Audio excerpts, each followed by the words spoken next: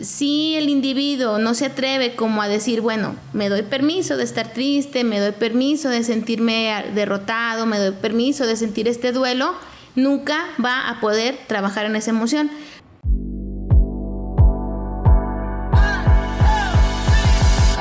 Bienvenidos a un nuevo episodio más de Liderazgo Mental.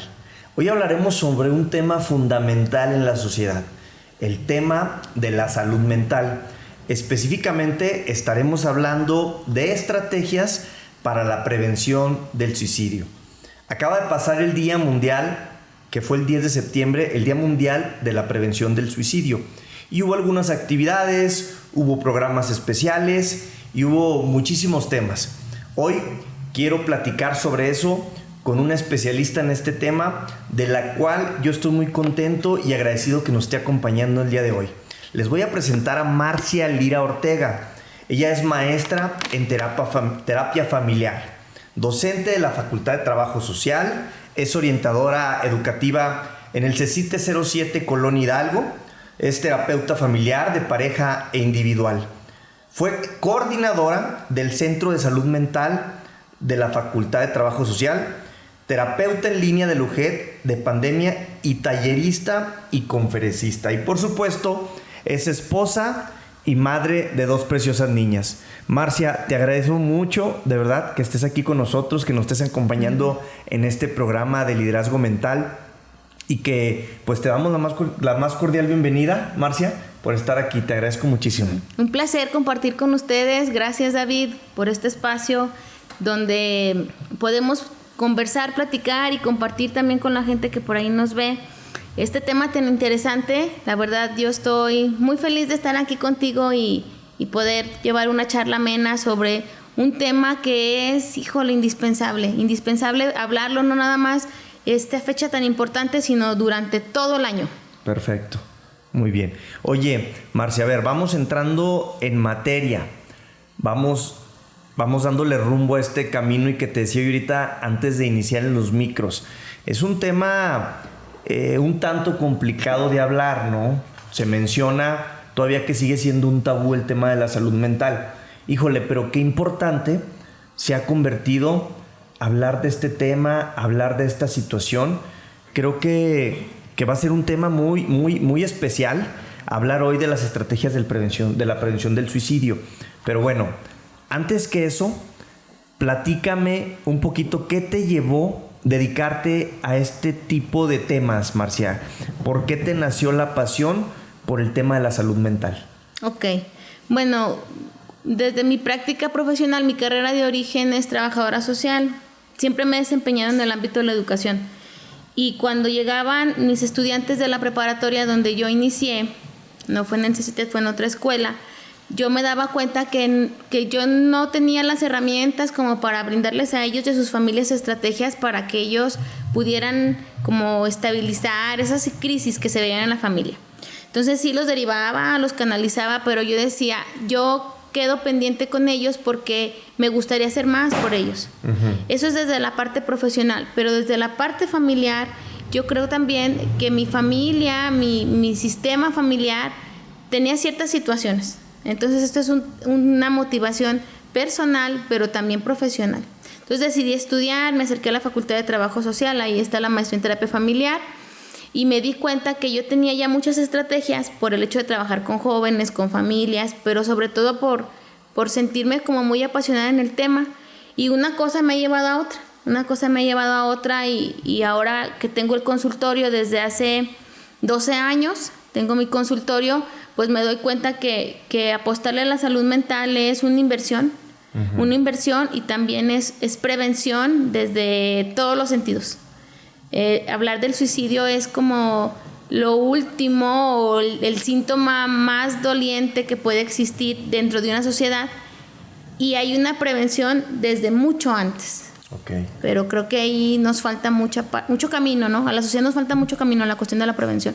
Oye, pues es bien interesante esto que comentas. Fíjate que, pues de verdad en México tenemos cifras alarmantes sobre el tema del suicidio. Y leíamos algunos datos, Marcia, que ha ido incrementando en México y que en las últimas 2 décadas pues casi se ha dobleteado la tasa de suicidios, ¿no? Y es un tema preocupante. Ahorita pues nosotros nos encontramos en Durango, también es un tema alarmante. He visto que han hecho muchos programas, precisamente ahora el día 10 vi lo que platicamos ahorita, vi diferentes actividades con el tema de la prevención. Yo creo que es un tema al que nos debemos enfocar todos, sociedad y gobierno, porque también no hay que esperar que el gobierno haga todo para poder prevenir. Yo te decía, este tema, pues la prevención viene, lo comentamos ahorita, desde que el niño tiene conciencia, ¿no? Desde que el niño tiene conciencia y viene desde casa. No esperemos a que un programa de gobierno, a que una actividad nos cambie la vida totalmente cuando el niño ya tiene un recorrido, ¿no? En su vida.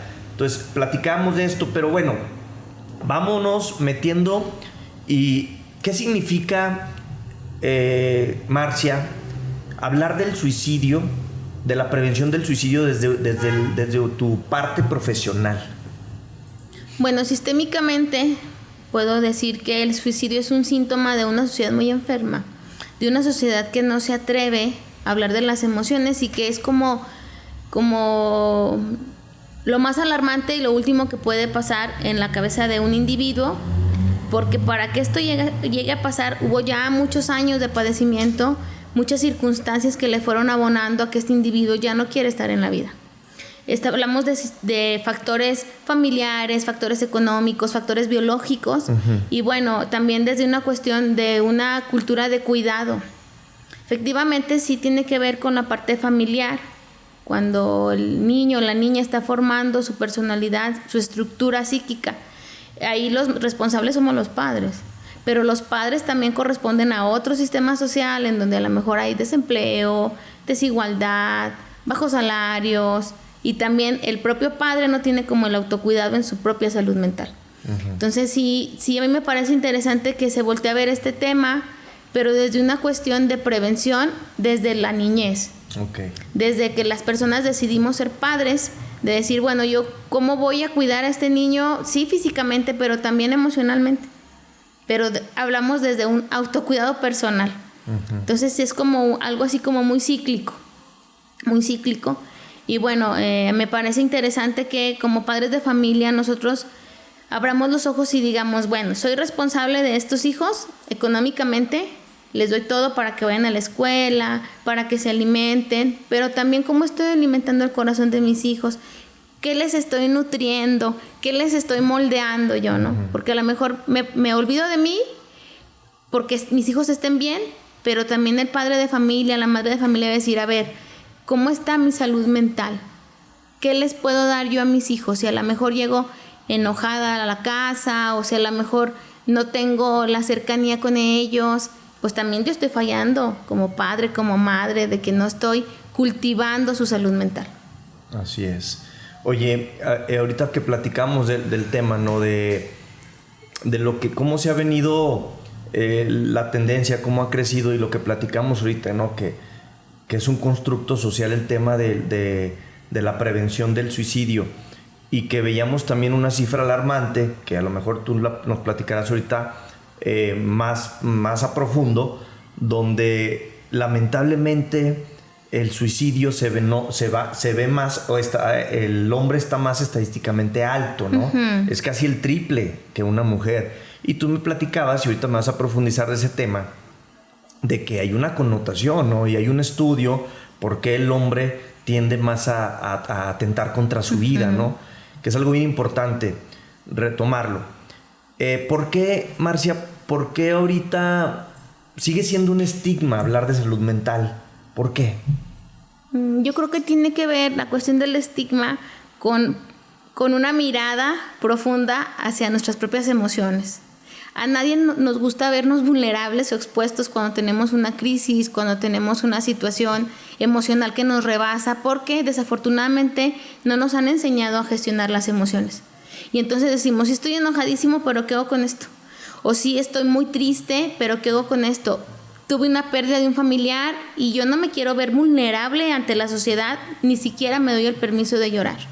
O bien, me divorcié, híjole, ¿qué va a pensar la gente? Que es un fracaso en mi vida. Entonces, el individuo tiene ciertas crisis inherentes a su evolución a lo largo de su vida que le van a generar cuestiones de desestabilización. Entonces, si el individuo no se atreve como a decir, bueno, me doy permiso de estar triste, me doy permiso de sentirme derrotado, me doy permiso de sentir este duelo, nunca va a poder trabajar en esa emoción, porque haz de cuenta que como que lo tapa, lo guarda en lo más profundo de su corazón y se va acumulando, llega un punto que hay un acontecimiento, una crisis y el individuo dice, ay, yo no sé cómo tratar esto, porque ya son tantas emociones acumuladas. Y me parece interesante cuando hablas de las estadísticas, porque según el INEGI en el 2022, en México hubo 8,123 suicidios, de los cuales 228 fueron en Durango, lo que representa que fuimos el quinto estado que tuvo una tasa más alta. Okay. Entonces esto nos habla de un panorama en datos duros, de una realidad que te digo, es la punta del iceberg, que hay debajo del iceberg, porque los suicidios se contabilizan a partir de que pues la persona ya no está, pero ¿cuántas personas en este momento no se están sintiendo bien y no se dan el permiso de identificar sus emociones y de trabajar en ellas? Así es. Ya ni siquiera te digo ir con un especialista, ¿no? Es como darse cuenta, a ver, ¿cómo estoy? No, hay gente que no lo identifica, porque no aprendió a identificar. Pero fíjate la importancia de lo que decías. Me recalco tu tema que decías ahorita, gestionar emociones, de cómo hablas con esa parte. Y gestionar emociones es algo que no te enseñan en la escuela, Marcia. Es algo que te lo enseñan solamente en casa y que te lo enseñan tus papás a gestionar emociones. Y a ver, y si mi hijo hace este berrinche, si mi hijo se enoja, pues a veces el papá actuamos de una manera incorrecta porque no hay un manual para ser papás. Pero creo que también está en nosotros como papás aprender a enseñarle a nuestros hijos. Creo que es una obligación moral, es una obligación que tenemos con nuestros hijos a cómo enseñarles nosotros a ellos cómo gestionar sus emociones desde chicos, ¿no? Entonces, ¿qué tan importante, me estoy dando cuenta ahorita, Marcia, es una escuela para padres? Que se ha dado pero que a veces no le agarramos con tanta seriedad. Y hay una escuela para padres, no tengo tiempo de ir, estoy trabajando esa hora, y nunca nos damos el tiempo importante para algo que es pues algo tan importante para nosotros, que son nuestros hijos, ¿no? Entonces, tú tienes mucha experiencia en esto, Marcia, y yo quiero que nos platiques cuáles son los factores, porque, a ver, de esto se trata este podcast, de que Marcia, con toda la experiencia y toda la trayectoria que tiene tangible y que ya lo ha hecho, que estuvo también muy presente en el tema de la pandemia, que nos platicamos también y que hubo muchos daños en esa parte, que Marcia nos vaya desdoblando qué factores podemos empezar a verlos como un semáforo, ¿no? Factores amarillos, factores rojos, pero en casa, Marcia. Y que tú nos vayas desdoblando cómo como padres podemos ir dándonos cuenta de este tipo de situaciones y que se nos encienda y luego prevenir antes de que llegue a otro lado. Pero para eso, pues necesitamos una escucha activa, necesitamos convivir mucho con nuestros hijos. A ver, Marcia, platícanos cuáles son los factores de riesgo que puedes identificar en casa. Ok, bueno, vamos a identificar factores biológicos y factores genéticos. De esto, bueno, platicaba yo con un psiquiatra, con el doctor Salazar, y de aquí de Durango, muy reconocido. Y él decía que para que una persona llegue con un especialista de salud mental, como es un psiquiatra, primero va con 6 personas antes. Okay. Que le lean las cartas, que va con la comadre, que va con el médico general. Y ya hasta como la sexta persona dice, no, pues es que ya me rindo. Pues sí, es una cuestión que tiene que ver con el psiquiatra. Entonces ahí vamos a determinar factores genéticos y biológicos. ¿Qué quiere decir esto? Que analizar si en nuestra familia hay personas que tienen algún trastorno o padecimiento de salud mental, como ansiedad, como depresión, y a partir de que uno lo visualiza en el esquema familiar, uno va a decir, bueno, yo tengo que prevenirlo, yo tengo que identificarlo en la familia de la pareja, en mi propia familia, hubo alguna persona que tuvo este padecimiento, o que tuvo algún intento de suicidio, o que tuvo alguna depresión severa. Ok, entonces en este sistema familiar, en esa familia nuclear o en esta familia extensa o monoparental, va a haber un índice de que algún individuo, algún integrante pueda presentar algún indicio de alguna situación de salud mental. Uh-huh. Eso es de entrada, el factor biológico. Hay otras que son las experiencias muy traumáticas, estresantes, por ejemplo, el estrés prolongado. La gente vivimos con el cortisol al millón, desde que uno se levanta con la alarma del despertador, de que va manejando en el tráfico, que traes a los hijos en friega para llevarlos a la escuela, que ya tienes que ir a checar al checador. Son tantos factores que uno tiene externos que uno dice, llevo el cortisol al millón. Y uno se acostumbra. Hay gente que dice, en el consultorio lo he escuchado muchas veces, es que yo me siento mal si no tengo como ese estrés, esa ¿no? actividad. Esa actividad. Sí. Y el cortisol es algo muy saludable que se da, una sustancia que se da porque nos ha permitido a la humanidad mantenernos alerta. Pero el cortisol también envenena. Entonces, como papás, como encargados de estos hijos pequeños, adolescentes, como en nuestra rutina, desde ahí tenemos que identificar que ese es un factor, ¿verdad? Y otro también, problemas de salud crónicos. Si dentro del sistema familiar hay una cuestión de salud crónica y más crónico-degenerativa, va a haber indicadores que tengan una repercusión en la salud mental.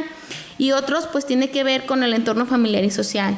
Si hay una crisis como familia, la pérdida de un familiar, la pérdida del desempleo, un divorcio, la pandemia, son situaciones que las personas no están pensando, ¿verdad? Ay, mañana me voy a divorciar o mañana me van a correr el trabajo, y eso desestabiliza la armonía, la salud mental, y son como factores que, por ejemplo, yo recuerdo en el CEUSAM familias que acudían a solicitar el servicio y decían, bueno, venimos porque nos mandan de la secundaria, porque mi niño, mi niña tiene situaciones que la psicóloga o la trabajadora social determinaron para tomar terapia, pero que la familia no se daba cuenta que estaban en una crisis, David. Uh-huh. Ya cuando estaban en la terapia o mismo en la entrevista que realizábamos ahí, nos dábamos cuenta que había pérdidas, había situaciones económicas, había problemas de pareja, y todo esto tenía una repercusión en los hijos.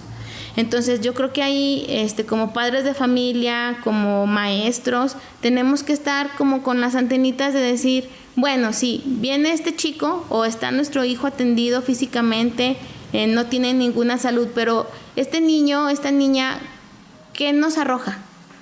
¿Qué nos dice? ¿Cuál es el lenguaje con sus actitudes? Uh-huh. Y hablando desde la gestión de las emociones, yo creo que tiene que ver con la crianza. Pero vamos a recordar que nosotros somos padres a partir de los padres que tuvimos. Entonces, como es una cuestión que tiene que ver no con un manual, sino con una experiencia, nosotros vamos a ser padres a partir de cómo nos educaron a nosotros. Lo que aprendimos. Pero pues ahí es donde entra la parte de decir, bueno, somos papás de una nueva generación, estos niños vienen con otras situaciones y pues me tengo que documentar. Hay libros, hay escuelas para padres. A mí luego me invitan seguido a las escuelas para padres, y los papás de entrada pues sienten mucha culpa por no ser los papás que ellos quisieran ser, pero también es reconocer, decir, ¿qué herramientas tengo como papá? No tengo estas herramientas, bueno, voy y a lo mejor busco un espacio para mí para estar saludable emocionalmente, y luego vengo con estos hijos, porque recordemos que la familia nutre emocionalmente.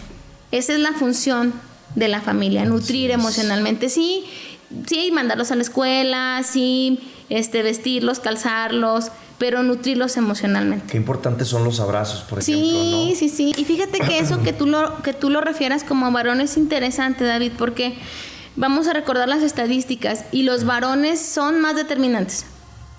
Porque es su crianza, porque desde que la humanidad existe el varón es más determinante, y el varón consolida la parte del suicidio. Uh-huh. Por eso en las estadísticas el varón está por arriba de lo que las mujeres pueden consolidar el suicidio. Vamos a hablar de que el varón lo hace 4 veces más. O sea, son 4 veces más que la mujer. Y en los espacios de salud mental las mujeres piden más ayuda. Okay. Oiga, me siento mal, oiga, me gustaría atenderme, porque a las mujeres se nos permite hablar más de las emociones, pues porque aparentemente las mujeres socialmente somos más sensibles. Y lo digo entre comillas, pero hay literatura, estudios que dicen pues que el varón también es una persona muy sensible, pero que por la cuestión de la estructura social pues no se le permite. Y ahorita que tú hablas como de la parte de la afectividad de los papás varones con los hijos, con las hijas, es indispensable, porque vamos a recordar que los papás para los hijos representamos la protección. Okay. Entonces hasta de los 0 a los 18 años, cuando viene alguien a terapia y me dice, oiga, es que yo quiero que atienda a mi hijo de 15 años. Ah, pues sí lo atiendo, pero que vengan los papás o que vengan los hermanos. Porque si no, entonces el hijo o el niño o el adolescente dice, pues yo soy el del problema. No, tiene que ver con tu entorno familiar. Entonces, y hay responsables de esto. Oye, entonces cuando quieres llevar a un hijo tuyo a terapia, tienes que llevar también a los hijos, a los hermanos. Uh-huh. Fíjate, esto es un tema bien importante. Desde mi enfoque, que yo soy terapeuta familiar sistémica, en mi intervención se basa como en atender al sistema familiar. Al sistema familiar, recordando la tipología familiar, todos los que convivan con el niño, con la niña, con el adolescente, que vengan, porque van a ser como los lazos. Hay otros enfoques muy respetables que trabajan con el individuo y la verdad son muy, muy, muy reconocidos, pero desde mi enfoque sistémico, sí. Yo atiendo a un adolescente de 18 años, que venga toda la familia. Ok. Fíjate, eso es bien importante, porque luego pensamos que nada más con ir un hermano ya estás del otro lado, pero no, de acuerdo a tu filosofía y a tu literatura, pues tiene que ir toda la familia. Toda la familia, y entonces fíjate, el adolescente que dice, ay, pues yo siento que soy el de la bronca en la escuela o el de la bronca en mi casa, como que se aligera y dice, ay, aquí está mi familia para contenerme. Y resulta que el tema no es el hijo. El tema no es el chavito, el tema tiene que ver con los papás. Entonces ser papá es una responsabilidad, híjole, que yo creo que desde tiempos muy antiguos se decía que el papá era proveedor. Y ahora con este posmodernismo, pues también hay mujeres que son muy proveedoras, económicas. Yo creo que esa parte que ha cambiado en el tema de cómo la mujer se ha ido empoderando poco a poco, de cómo creo que la mujer ya también ha agarrado otra responsabilidad, ¿no? Y es bueno para la familia, es bueno para la casa, porque pues aquí empiezan a equilibrarse un poquito el tema de los roles. Digo, va a haber unas cosas que siempre el hombre va a tener que hacer porque es su naturaleza, y va a hacer unas cosas la mujer, ¿va? Que también, y finalmente, recuerdo, pues finalmente es un complemento, ¿no? Y eso es lo que realmente forma una familia. Pero bueno, no nos metamos en estos detalles. Oye, a ver, desde el punto familiar, Marcia, ¿qué alertas no puedes dejar desapercibidas en el tema de la prevención del suicidio, ¿no? Desde el tema de los niños. Los niños, fíjate que esa es una situación muy dolorosa, porque hemos tenido casos de niños que han atentado contra su vida. Ajá. Entonces son como alarmas interesantes, porque siempre tenemos que estar como al pendiente de cómo se comportan los niños, los adolescentes y algún joven o algún integrante, porque recordemos que esta situación del suicidio no discrimina edades, no discrimina clases sociales, no discrimina sexo.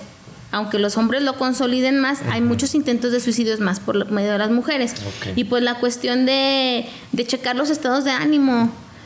Si el adolescente es un chico que es sociable, que le gusta salir, que a lo mejor tiene muchos amigos, pero de repente lo vemos más aislado de lo normal, en su cuarto, que ya no sale para nada, o que no quiere bañarse, o que no quiere ligar con alguien, o que ya no quiere ni siquiera estar en el teléfono. Que de repente cambia su estado de ánimo, o sea, era así y de repente ya lo veo totalmente diferente. ¿Esa es una alerta? Sí, vamos a identificar que dentro de la adolescencia temprana y tardía, hablamos de los 12 a los 19 años, hay cambios de ánimo porque es propio del adolescente. Pero si vemos estos estados de ánimo muy prolongados, por ejemplo, que ya no le gusta ir a la escuela, o que no sale de su cuarto, o que no le gusta asearse, que no le gusta comer, que está de muy mal humor, a ver qué está pasando.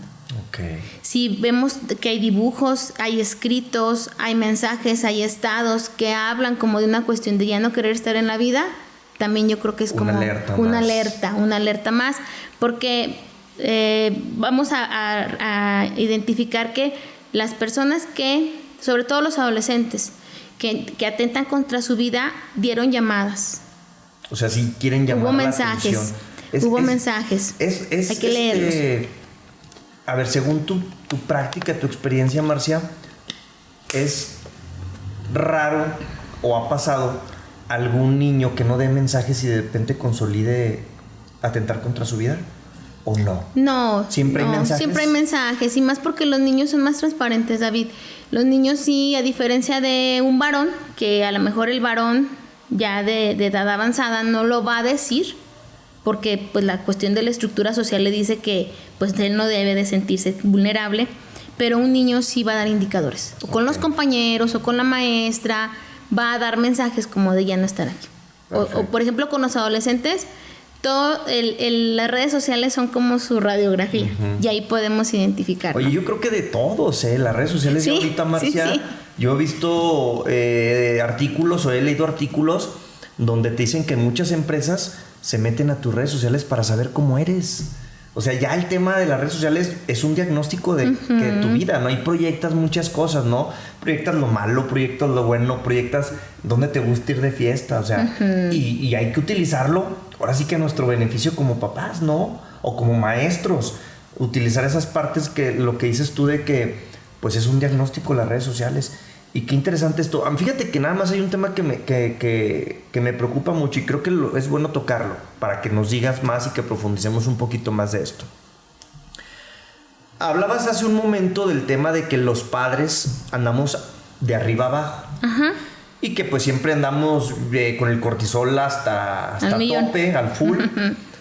Y en ese cortisol, en esa actividad, en esa rutina diaria, llegan momentos que nos olvidamos de nuestros hijos. O no que nos olvidamos completamente, pero que no los escuchamos, que no vemos dónde anda, que no vemos qué anda haciendo. Y luego los niños mandan mensajes, ¿no? Mandan mensajes de que van a atentar contra su vida o que están atentando contra algo, no sé, contra ellos mismos. Pero el papá no se da cuenta, porque el papá anda gorro y la mamá también, y trabajan todo el día. ¿Qué nos puedes decir aquí como estrategia para que los padres hagamos una pausa, Marcia, y digamos, a ver, hago una pausa y a ver cómo está mi hijo? O sea, ¿qué estrategia podemos usar los papás? Fíjate que para que un tema deje de ser tabú, se tiene que hablar.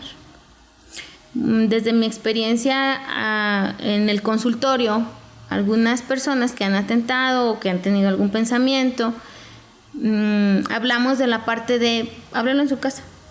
¿Qué piensan en su casa de este tema? Qué interesante sería que un papá o una mamá hablara con un adolescente de qué piensa del suicidio. Oye, a ver. Y eso pudiera darle una idea al papá de que si el hijo, el adolescente le dice, pues yo creo que es una salida, yo creo que es una salvación, entonces el papá diga, ah caramba, ¿lo has pensado? Entonces es bueno hablarlo en la casa. Es bueno hablarlo en la casa porque todo lo que no se habla se actúa y se convierte en un tabú. Entonces hay que hablar este tema de la cuestión de ¿qué piensas? Oye, en tu escuela, o mira este caso que pasó, ¿qué te parece? ¿Tú qué piensas? Pero vamos a recordar que atentar contra la vida es llegar a un punto como lo último que puede pasar. Para eso tuvo que haber un camino recorrido. Entonces, yo creo que el contacto de los padres con los hijos, aunque vivamos en un mundo tan caótico, tiene que ser siempre como la prioridad. A ver, hijo, vente, acompáñame, vamos al Walmart, vamos a... Ay, China, a lo mejor no se puede decir, ¿verdad? Vamos al supermercado, o mira, hijo, vamos a escuchar esta canción. Buscar espacios en donde el papá y el hijo, o la mamá y la hija se puedan conectar. Difícilmente el adolescente te lo va a permitir porque su esencia es separarse del sistema familiar para individuarse. Pero si un adolescente sabe que su mamá o su papá van a estar ahí, él va a decir, ahí voy a recurrir. Ahí se me olvidaba hablar de un tema que tiene que ver con las fases maníaco-depresivas. Una persona que atenta contra su vida es porque ya tiene un padecimiento de una depresión severa. Pero hay fases de maníaco-depresivas. Por ejemplo, hay algunos artistas que han atentado contra su vida. Okay. Entonces a veces pasan así como en las redes. Semanas antes o un día antes de que atentara contra su vida. y la persona se ve muy feliz, esa es una fase maníaca. Okay. De mucha actividad, de estar haciendo muchas cosas. Ay, chis, pero era tan activo. ¿Por qué? Si era tan activo, atentó contra su vida. Entonces, como especialistas de la salud mental, tenemos que identificar, así como también las personas que estén interesadas en el tema, los lapsos maníaco-depresivos. Una persona que tiene mucha actividad, y luego de repente tiene lapsos muy depresivos, puede tener una situación de depresión disfrazada. Por eso esa parte en donde las redes sociales se les dicen, ay, pues es que se veía tan bien y resultó que atentó contra su vida. Es que estaba en la fase maníaco-depresiva. Y sí hay muchos, sí. O sea, la verdad es que sí sé. Y a veces leo cosas que dicen, digo, no sé si sea verdad o sea mentira, pues hay muchos fake news, pero dicen, los que atentan contra su vida, a veces son las personas más felices. Ahí es cuando entra esa parte que dices tú, sí, porque lo traen disfrazado, ¿no? Sí. El esquema. Oye, Marcia, a ver, en el ámbito escolar, que tú estás involucrada en ese tema, yo también me involucro en esa parte, trabajo en la educación, ¿qué pueden hacer los maestros y los orientadores, por supuesto, para prevenir casos, ¿no? Cómo detectarlo también y cómo lo previenen en el ámbito escolar? Fíjate que esa es una chamba bien interesante porque por el hecho de trabajar con individuos tenemos un compromiso bien grande, David. No solamente hacia nuestros alumnos, sino con nosotros mismos. Una persona que esté equilibrada mentalmente va a identificar cuando otra persona no esté en condiciones saludables. Cuando una persona esté sana mentalmente. Sí, porque primero es como el clavado hacia uno. Ok. El clavado hacia uno y luego ya poder identificar. Te voy a poner un caso así de hipotético.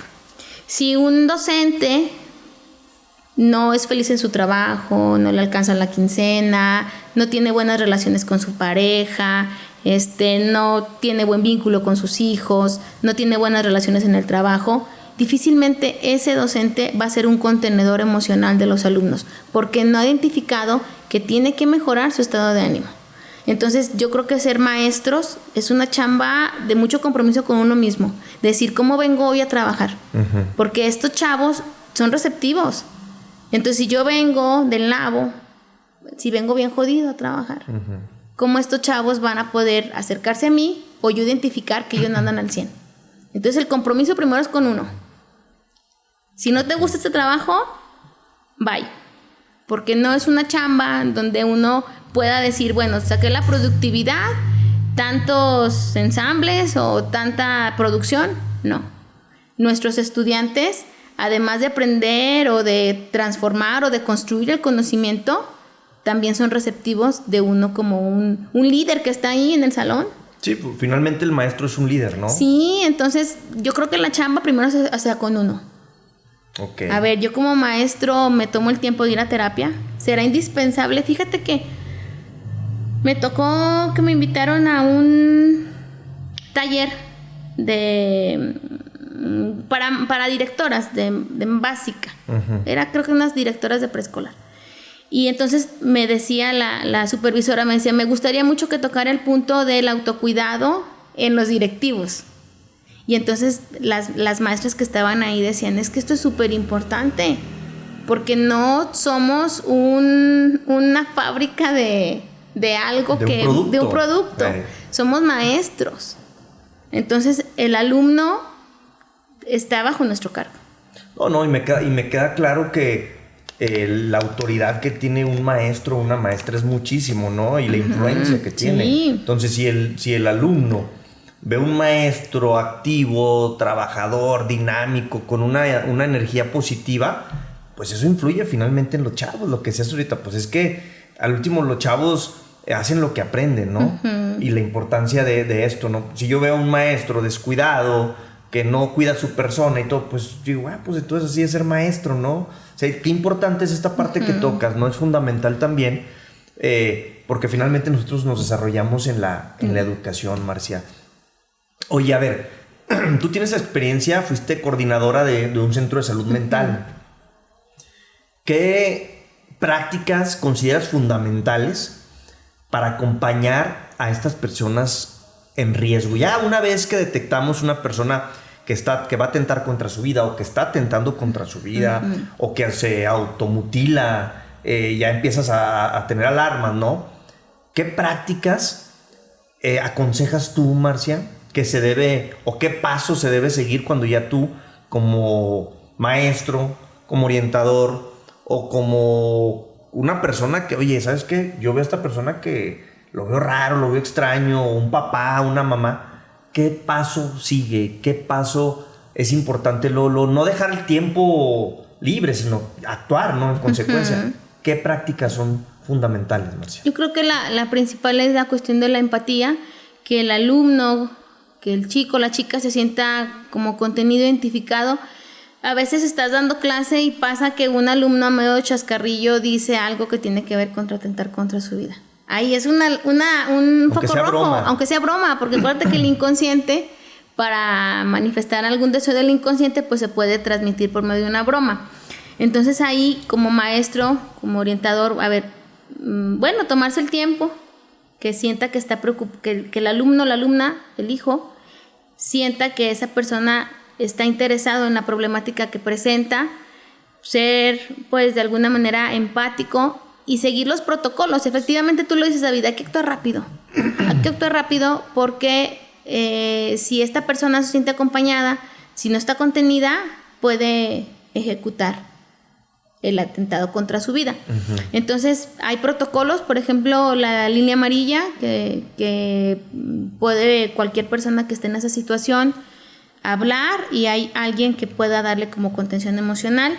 De intervención en crisis, se utiliza ahí la metodología de intervención en crisis, y también la cuestión de acudir a alguna instancia donde puedan atenderlo, ¿verdad? Okay. Y ahí pues se daría como principalmente la valoración médica, porque recordemos que cuando hay una depresión severa está afectado algunos de los neurotransmisores del cerebro. Entonces esta persona tiene que ser valorada por un médico especialista, por un psiquiatra. Pero el hecho de hablar de psiquiatra, pues mucha gente dice, ay. Pero bueno, un psiquiatra es un doctor que te atiende, interviene también en una cuestión de salud. Yo creo que ahí tenemos que quitar como el tabú, ¿no? Sí, voy con el psicólogo, voy con el psiquiatra. Es como decir, voy con el oftalmólogo, bueno, yo uso lentes, ¿verdad? Sin problema, ¿no? Y no verlo como, ay, no, es que, porque lo decía, a veces lo he platicado, dicen, es que ir con un psicólogo, yo antes pensaba que era porque estoy loco. Así mucha gente lo comenta. Yo creo que sí ha ido avanzando, Marcia, el tema en la sociedad ha ido permeando muy bien, de que ya un tema de un psicólogo por salud mental, pues ya es muy importante. Y creo que yo sí veo más a la sociedad como que ya más receptiva, ¿no? A ir a un psicólogo, a ir a un psiquiatra, que ya no es un tema de que estoy loco, no, es ya calidad de vida, es salud mental finalmente, ¿no? Yo te decía que todos necesitamos tomar terapia, o sea, y te lo preguntaba a ti también hace unos momentos, ¿tú vas a terapia? Pues sí, yo también tengo que estar bien, porque lo decías, a ver, yo soy orientadora, doy de terapia, pues primero tengo que estar bien ahorita, soy esposa, soy mamá. Pues, sí, todo ese tipo de cosas. Entonces, qué importante es esa parte. A ver, Marcia, ¿cómo una persona, sin ser especialista, puede apoyar a otra persona que lo necesita? Bueno, desde esa parte de la contención emocional me parece que es bien interesante, porque vamos a identificar que vivimos en una sociedad de muchas apariencias, de una sociedad que a lo mejor no se concentra tanto en situaciones que son tan naturales del individuo. Por ejemplo, la cuestión emocional. A mí me ha tocado que algunas situaciones en la escuela las canalizan los mismos estudiantes. Oiga, maestra, ¿puede platicar con? Porque yo platiqué con. Y entonces ahí creo que tiene que ver con la parte de ser empático. Ser empático y también darle la importancia que se merece cuando alguien no se siente bien. Más que catalogarlo, más que excluirlo, darle la importancia, ¿no? Porque a veces minimizamos, ¿verdad? Hay gente que dice, pues ya, échale ganas. A ver, vamos a hablar que la cuestión de la depresión, de la ansiedad, es una cuestión biológica que tiene que medicarse. Entonces yo creo que la empatía, David, la cuestión de la escucha activa, la cuestión de... Hay un término que se me hace muy padre que se llama la otredad. Importarnos por el otro. ¿Cómo? La otredad. Otredad. En un curso por ahí que tomé, se me hace bien interesante ese término, que es la otredad. Interesarme por el otro. Ok. Entonces, ¿cómo está mi compañero de clase, mi compañero de trabajo? Con que a lo mejor nunca platico, ¿verdad? O a veces, ¿cómo está mi vecino? Pues no ha salido en varios días. Oiga, mínimo saludarlo, ¿verdad? Como hacer comunidad, como interesarnos por los demás. Y ahí vamos a tener resultados si vemos que algún familiar, algún alumno, alguien que a lo mejor no tiene nada que ver con nosotros directamente, está teniendo situaciones de riesgo, como aislarse, dejarse de desinteresar por su persona, ya no convivir, ya tener a lo mejor mal humor, porque también la depresión se manifiesta por medio del mal humor. A ver, Marcia, pero a ver, hay niños que son, o jóvenes, que son muy tranquilos, que son muy serios, que incluso son desde chiquitos batallan para socializar como normalmente lo podemos hacer tú o lo puedo hacer yo, ¿no? Y a lo mejor a mí veo una persona como soy yo, que soy social, como eres tú, veo una persona que no es tan social, que es tranquilo, y cómo poderle hacer para no confundir. No confundir yo, decir, este chavo necesita apoyo, necesita ayuda, porque pues lo veo que es antisocial, lo veo que es muy serio, que es muy tranquilo. ¿Cómo puedo hacerlo para no confundir esa parte? Porque luego platicamos aquí es que son chavos que no se acercan mucho, o que es muy enojón, a lo mejor es enojón por herencia, por genética. ¿Cómo le puedo hacer yo, sin ser especialista, para identificar esa parte o para no confundirme de que él está atentando contra su vida cuando no es eso, cuando pues es un niño serio? Bueno, voy a volver como a la cuestión de los indicadores. Por ejemplo, si hay un alumno que es serio, que no le gusta mucho convivir, inclusive hay alumnos que dicen, a mí no me ponga a trabajar con otras personas, yo estoy tranquilo aquí. Pero sí veo que hay una alteración en sus calificaciones, por ejemplo. Okay. Que era muy bueno para la escuela y de repente tuvo una situación pues que se fue para abajo en calificaciones. O que por ahí le rompieron el corazón y anda en la depre total. O bien que empiezan como a descuidarse su cuestión física. Ya no le gusta bañarse, ya está inclusive incursionando con sustancias. Okay. O sea, son cosas que dentro del aula, dentro de la casa se pueden identificar. O está faltando a lo mejor a la escuela, donde se está yendo. O sea, sí, esta parte en donde hay personalidades que a lo mejor se puede llegar a confundir. Pero hay indicadores que dicen, caramba, pues aquí él era así y de la noche a la mañana tiene un tiempo prolongado en donde ya cambió. O ya se aisló más de lo que era, ¿no? Háblame un poquito, o háblame mucho, o profundiza más bien del tema de la escucha activa. Qué importante, Marcia, ahorita lo comentaste, la escucha activa. Platícanos de este tema, porque luego pues suena como que, pues sí, ya sé que es escuchar, ya sé que es... Realmente a veces no sabemos escuchar, y escuchar es una virtud, y que pocos lo hacen, o que pocos los tenemos, ¿eh? Entonces, platícanos un poquito más sobre el tema de la escucha activa. Pues ahora sí me imagino que es con todos los sentidos y no nada más con el oído. Platícanos, Marcia. Es una estrategia, creo yo, que tiene que desarrollarse, y como es estrategia y como es herramienta, pues se tiene que ejercitar. La escucha activa es algo que uno tiene que conscientemente plantearse, ¿verdad? Voy a estar aquí escuchando a mi hijo, escuchando a mi sobrino, escuchando a mi esposo, con todos los sentidos. Porque uno dice, bueno, sí tenemos contacto, sí hay comunicación, pero pues yo estoy con el teléfono o estoy pensando en otra cosa. Entonces la escucha activa creo yo que es algo que tenemos que ejercitar, que no se aprende o que no nacemos con eso, porque es una habilidad social. Entonces con todos los sentidos, inclusive si la otra persona te lo permite, también con el contacto físico. Okay. Con el contacto físico de acompañamiento, ¿no? Hay como estrategias, la posición del cuerpo, la inclinación de la cabeza, que uno va ejercitando para que la otra persona se sienta en confianza, ¿verdad? El hecho de a lo mejor tener un escritorio de por medio a veces sí se dificulta, ¿no? Sí. Por eso en algunos consultorios, en la gran mayoría, pues no hay como escritorios para que esta escucha sea con todos los sentidos, con todo el cuerpo, ¿verdad? En toda la atención. Y es algo que como papás creo yo que tendremos como el compromiso de ejercitar, porque a veces me ha pasado que los mismos niños dicen, es que yo quiero que me escuche con los ojos. ¿Cómo? Con los ojos. Sí, que me vea. Que me vea. Ah, caramba, pero con los ojos no se escucha. No, pero con la vista me está diciendo que siente, que quiere, si está bien lo que le estoy platicando. Por eso nunca va a ser lo mismo tener una terapia presencial que una terapia en línea, ¿verdad? O sea, siempre va a ser importante el contacto físico, ¿no? Sí, fíjate que ahora con estos medios electrónicos, pues inclusive se dan las relaciones de pareja a distancia.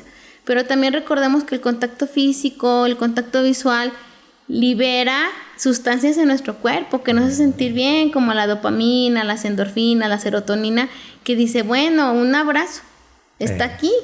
Entonces ese tipo de prácticas, desde la parte de que uno anda en friega todo el día, pues a veces se olvida, ¿no? Se olvida inclusive tener el contacto con la pareja, el contacto con los hijos, con los compañeros de trabajo. Así es. Entonces sí, uno tiene que estarse siempre monitoreando. Fíjate que a mí me gusta mucho poner un ejemplo como el termostato de la plancha.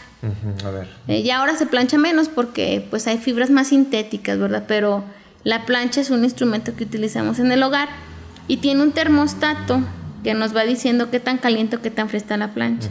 Yo creo que todos los individuos deberíamos de estar pendientes de nuestro termostato. A ver, ¿cómo amanecí hoy? Porque a veces uno dice, no sé, 11 de la mañana, es que estoy enojada. ¿Y por qué estás enojada? No, pues es que ni siquiera sé, apenas me doy cuenta que estoy enojada. Pero ya todo el transcurso de la mañana, pues ya la regaste, ya metiste las 4. Entonces, desde la parte del cuidado de la salud mental se dice que hay que estarse monitoreando todo el tiempo, de decir, bueno, hago esto para yo estar bien. Y si no estoy bien, pues tengo que modificarlo. Y es como una práctica y un ejercicio constante que nos va a permitir identificar cuando no estamos bien. Y también no estar bien está bien, pero es que hay que identificarlo para poderlo gestionar. Si no, metemos las 4, metemos las 5 y ya la regamos con todas las personas que están alrededor. Sí. O sea, hacerte consciente, ¿no? De tus emociones. Y esa es una estrategia que uno lo tiene que aprender en casa, con los papás, con los hermanos, porque a veces cuando hay emociones que desequilibran como la armonía en la casa, como a lo mejor un enojo, un berrinche, llorar, los papás, los cuidadores o los mismos integrantes de la familia lo condensan. No lo hagas, no lo digas, no llores porque murió el familiar, no, que no haga berrinche, pero es una expresión de una emoción. Entonces ya cuando está ahí la emoción, ahora sí en la gestión, ¿qué vas a hacer con eso? Así es. ¿Qué vas a hacer con eso? Ahora bien, utilizar estrategias para equilibrar la cuestión de la salud mental es una práctica cotidiana, David. Por ejemplo, hay una práctica que a mí se me hace muy padre. Desde que uno se levanta, pues agradecer. Sí. Tomarse un tiempo para agradecer. Sí, lo he escuchado mucho. Y eso dices tú, baches, o sea, es como tan cotidiano. Pero bueno, lo puede hacer uno por una cuestión de su propio bienestar, de liberar neurotransmisores para uno estar bien. La parte del ejercicio, que yo creo que si hiciéramos como una estadística, la mayor parte de las personas, la población, por los índices tan altos de enfermedades crónicas, como la diabetes, como la hipertensión, pues vemos que las personas no se toman un tiempo para caminar, para disfrutar. El otro día platicábamos tú y yo de la importancia de que te dé el sol. Sí. Hay terapias de luz. Sí, o sea, está padre eso porque cuando sales y te da el sol, bueno, somos seres vivos, tu cuerpo se siente bien, ¿no? La parte de los abrazos, la parte del arte también, darnos un tiempo como para crear. El ocio. Dice uno, ay, pero no tengo tiempo. Sí, pero bueno, hágalo por su salud mental. No lo haga si quiere por hacer una obra de arte. Hágalo porque esto va a liberar sustancias que son necesarias. Y que si usted no lo ejercita, después va a llegar un punto en donde la depresión va a estar presente y ahí sí no hay vuelta atrás. Oye, hay un buen amigo que me dice que, hablando de las pausas, que me dice que música sin pausa es ruido. Que es cierto, ¿no? Y aparte que lo podemos implementar, o sea, siempre que andes activo al 100%, siempre trata de darte una pausa, ¿no? para agarrar aire otra vez, para oxigenarte. Y eso pues es muy, muy recomendado, ¿no? También, eso que decías ahorita yo he leído en muchos libros eso que dices tú, y libros del hábito, de hábitos atómicos, el club de las 5 de la mañana, el tema de mañanas milagrosas, y casi todos los libros de desarrollo personal te recomiendan que agradezcas en la mañana, que sea lo primero que hagas, o en la noche, cuando te vas a acostar, agradece todo lo que te fue por todo lo que tienes, ¿no? Y sí, pues de algo muy bueno servir, porque gente extraordinaria, pues lo hace. Entonces son estrategias. Y precisamente eso era la otra pregunta, pero te me adelantaste. Mira, es que vi tus apuntes. Platícanos de estrategias contra la prevención del suicidio. Sí. Mira, está la parte de liberar, bueno, desde una cuestión muy biológica, liberar las 4 sustancias fantásticas, que son la dopamina, la oxitocina, la serotonina y las endorfinas. Son sustancias químicas que nos van a hacer sentir bien y que van a contrarrestar el cortisol. Y que son prácticas que tenemos que hacer y enseñarle a nuestros hijos para que puedan ellos regularse y decir, bueno, pues sí tengo este padecimiento, tengo esta tristeza, pero ¿qué voy a hacer con esto? ¿Qué voy a hacer con esto? Y bueno, la parte de generar como metas a corto plazo. Okay. Esta parte te hace sentir bien. Por ejemplo, decir, yo voy a hacer esta actividad a corto plazo. Cuando uno hace algo, se siente bien. Y eso tiene que ver con sustancias en el organismo. La parte de la alimentación, David, ahora yo es algo que se me hace muy padre, la parte del etiquetado, pero también me da tristeza porque pues me doy cuenta que nos alimentamos con muchos productos que tienen muchos sellos. Okay, ¿no? Sí. Entonces también la cuestión de la salud mental, la cuestión de la prevención tiene que ver con la alimentación. Hay teorías que hablan que la salud mental está muy vinculada con los otros sistemas de nuestro cuerpo, porque pues somos un sistema, ¿verdad? Desde la teoría general de sistemas lo comprendemos como un sistema, y la parte del sistema digestivo está muy vinculado con todo el organismo. Entonces, si tú te alimentas bien, si te hidratas bien, si comes alimentos no tan procesados, porque ahora todo está procesado, vas a alimentar a tu cuerpo y esto va a generar que tú te sientas bien.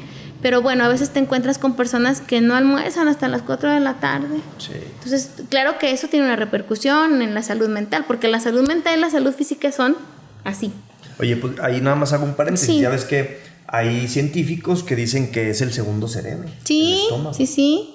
Sí, y esa parte es algo que es reciente, David, no tiene mucho que se habla de ese tema.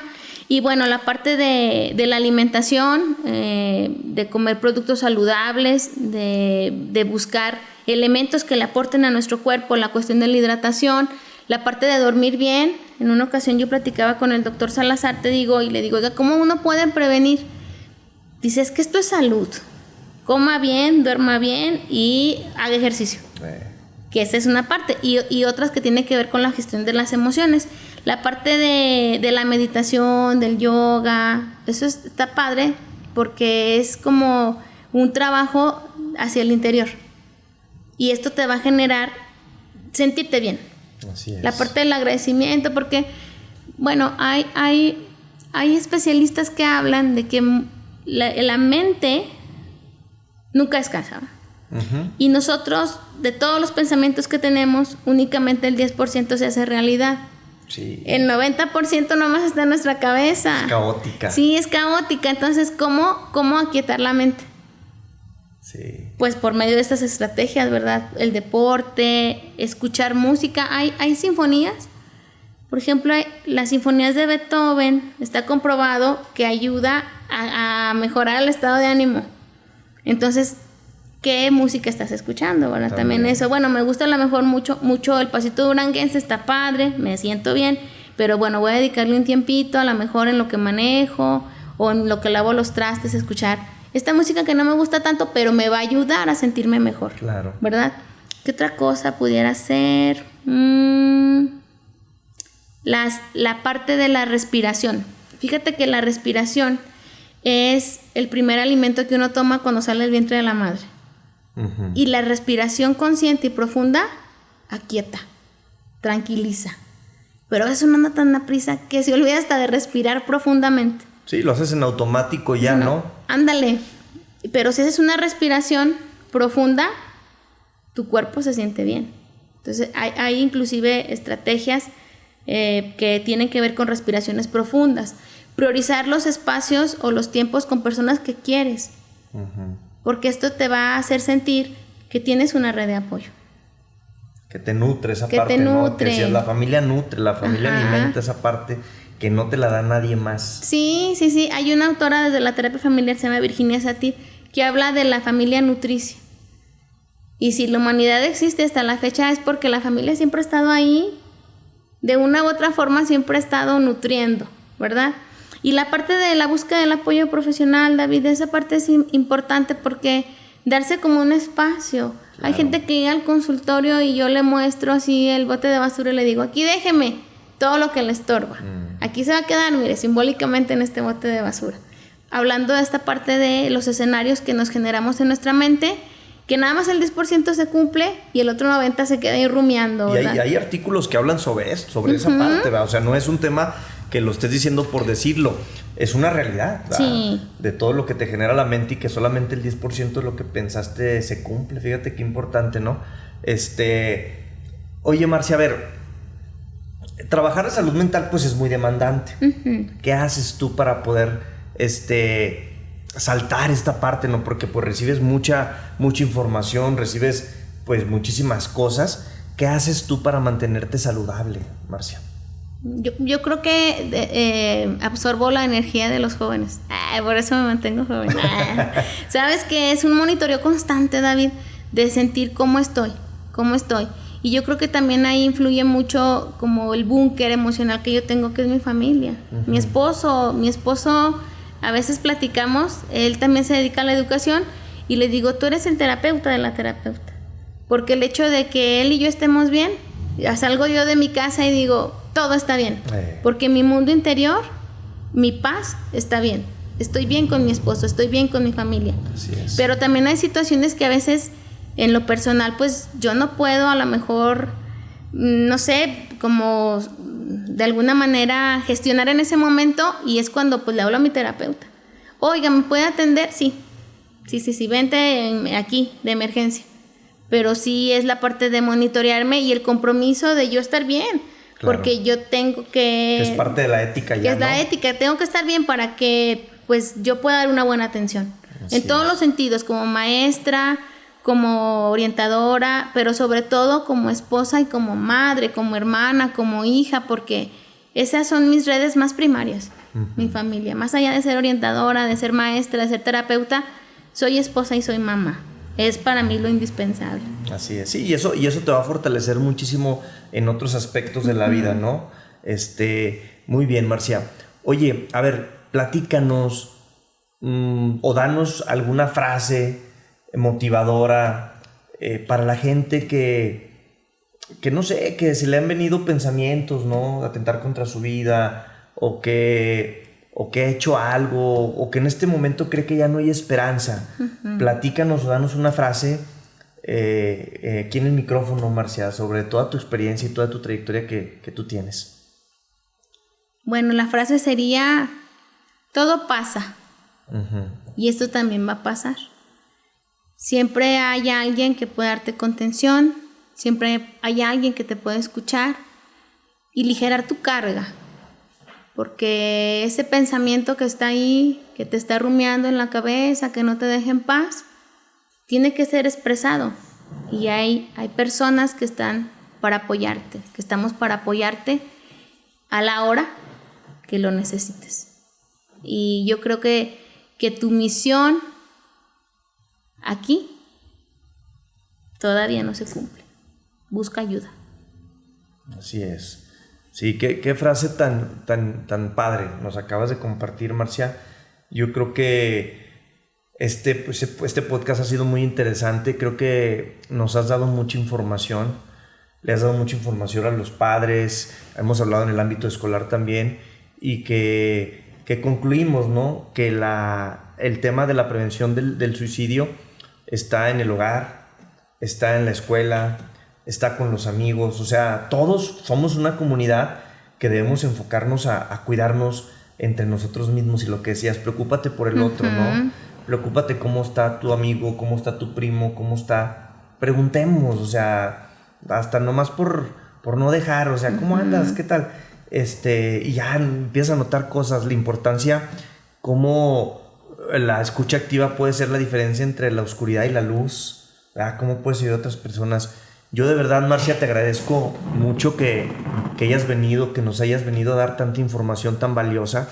Yo te decía en un principio, híjole, hablar de este tema, pues es un tema algo complicado por cómo se escucha o cómo se ve en la sociedad, ¿no? Y sigue siendo todavía un estigma hablar de estos temas. Por último, y que quiero hacer una pregunta porque se me pasó, ¿a partir de qué años puedes hablar con los niños sobre el tema de la prevención del suicidio? Como tal, como la prevención del suicidio, pues desde que el niño tiene como conciencia. Yo creo que desde mi punto de vista, ¿verdad? Habrá gente que opine diferente. Desde que el niño deja la primera infancia. ¿A los cuántos años? Estamos hablando de los 7, 8 años. Ok. Sí, porque en la primera infancia el niño está consolidando, pero el niño tiene una cuestión de fantasía. Pero a partir de los 7, 8 años el niño ya es consciente. Si tú platicas con chaparritos de esa edad, ven el mundo pues desde una perspectiva pues ya con sustento, porque pues ya tienen una etapa de su personalidad consolidada, ¿verdad? Así es. Perfecto. Oye, Marcia, muy bien. Pues muchísimas gracias por acompañarnos. No sé si nos quieres dejar tus redes sociales, si nos quieres dejar un número de teléfono, para si alguien te escucha este podcast y necesita ayuda o necesita atención, que le des tú la flexibilidad o la facilidad de podernos decir dónde te encuentran, ¿verdad? Dónde pueden encontrarte para pedirte ayuda. Sí, mi consultorio está ubicado más o menos enfrente de la puerta de la segunda puerta del Panteón de Oriente. Está en la colonia J. Guadalupe Rodríguez, y mis redes sociales tengo únicamente Facebook, es Marcia Lira, así me encuentran, y mi teléfono es 618-278-7816, y soy terapeuta familiar, de pareja e individual. Perfecto. Pues muchísimas gracias. Gracias a todos los que van a escuchar o están escuchando este podcast. Saludos, por supuesto. Espero y esta información les sirva mucho. Y recuerden, para la prevención del suicidio tenemos que involucrarnos todos. Hagamos lo propio, hagamos lo necesario para poderle ayudar a muchísima gente. Nos seguimos viendo, nos vemos en el próximo podcast de Liderazgo Mental. Muchísimas gracias, Marcia. Muchas gracias. Al equipo también, muchas gracias.